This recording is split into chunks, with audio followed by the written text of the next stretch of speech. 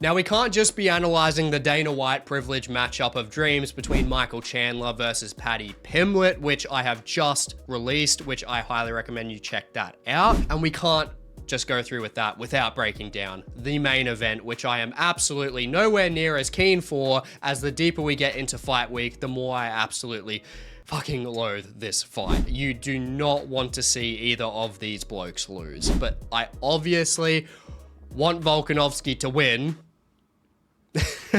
But I would be lying if I said I'm not worried about Volk, and you are crazy as a fan of Volk if you are not worried to some extent. As we all know, Volk has had some well-deserved time off, with his last fight being 14 months ago against Ilia Topuria, but regardless of time, coming off a head kick KO from Islam and then the Ilia KO within a 4-month span, no matter how good you are compromised to an extent without a doubt for the rest of your career. And Diego Lopes has the threats everywhere to potentially end Volk's chances of ever getting on top again. But where the lose-lose does come in, I mean, Diego Lopes is not the opposition that I can hate. I mean, fucking so annoying. I wish I could, but he's a fan favorite for a good reason. He's such a respectful guy. I mean, Volk and Diego are extremely respectful to each other, and he always treats others with respect as well. And don't get me wrong, we always love to come and see organized violence and someone getting folded like an absolute fucking lawn chair, but not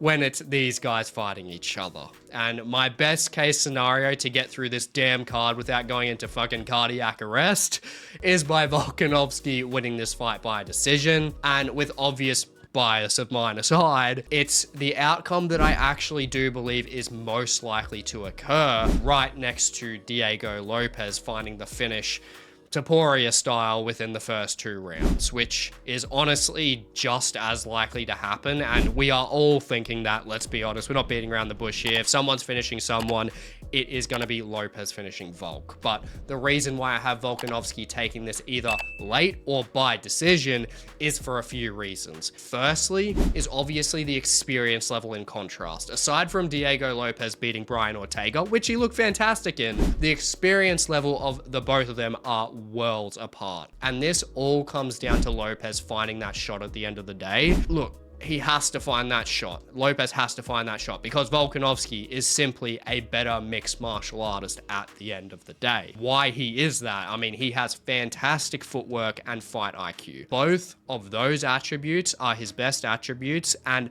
are easily the best within the MMA space. He utilizes them the best, pretty much next to John Jones. And firstly, when we look at those, his footwork, I mean, it allows him to utilize a volume-heavy approach on a linear angle so ridiculously well. I mean, just look at the combinations he was stringing together against the Korean Zombie and Max Holloway in their 3rd fight, schooling him across 5 rounds. And his fight IQ success that he has shown against the best in the world is something that Lopes simply has never seen or done before himself. So on a technical level, Lopes is outmatched on the feet without a doubt. And Volk's striking success has been proven mostly against taller fighters of Lopes's height, showing he can connect cleanly on the chins of Max Holloway and Yair Rodriguez in their fights, and especially against Yair, being able to utilize the pure strength advantage which he will have over Lopes in this matchup as well. There are a lot of things that Lopes is going to have to think about, and the only concern, which is the elephant in the room, is Volkanovski wrestling Lopes and having to combat the submission arsenal Lopes has from his back and with his guard.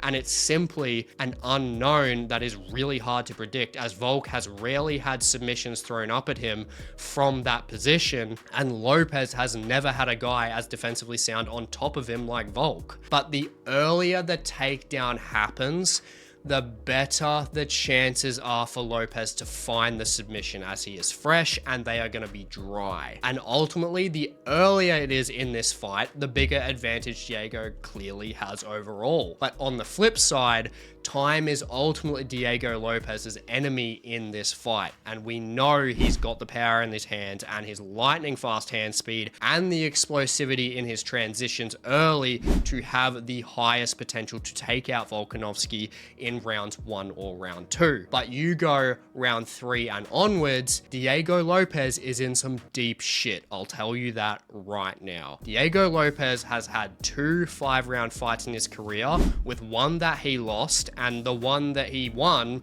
was not even remotely close to Volkanovski's skill level, not even in the same planet. The opposition doesn't throw nearly as much output as Volkanovski, which Volk is going to put that pressure on over 5 rounds consistently. And Volk throws at an average of 6 significant strikes per minute and has a 60% strike accuracy. That only goes up the longer the fight goes. And with Lopes not having consistent 5-round experience, and with him relying on his explosivity to find a finish early, I'm sorry, but if Volk is clearly outworking Ilia in the first round of their fight, and is now fighting a technically weaker striker in Lopes, who is not going to be able to take Volkanovski down, his KO opportunities, if they fail, he is not going to be able to win this fight, because he's not going to be able to take Volkanovski down. Islam Makhachev could barely take the fucker down, so there's no chance of that. He's ultimately going to be getting finished late by Volkanovski with the accumulation of volume and accuracy over time, or he is dragging himself out to a decision here where he's most likely going to lose 49-46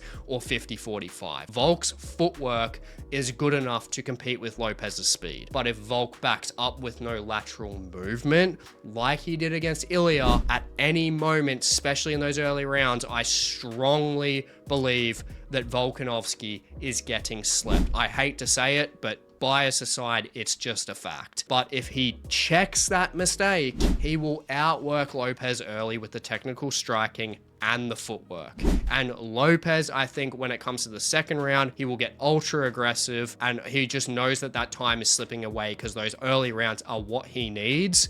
But if he doesn't get him out of there in that second round, and that ultimately, which I think it will, fail, Volk will pick up the volume and the accuracy naturally, and with Lopes's cardio and movement dropping over time naturally, he will take this fight to reclaim his title once again. And this fight is ultimately a battle against the clock for Diego Lopes at the end of the day, and he needs to absolutely put everything into the first 10 minutes of this fight. And if he does, I hate to say it, there is a high likelihood of him finishing this fight by a KO. But that being said, even if his cardio is in check for 5 rounds, if he doesn't finish Volkanovski early, Volk will just rip his body to shreds through the 3rd and 4th rounds. That is where Lopes, by the championship rounds, will become a sitting duck. That is ultimately also going to be able to nullify Lopes's ability to KO Volk, submit Volk, and ultimately beat Volk as well to claim the title.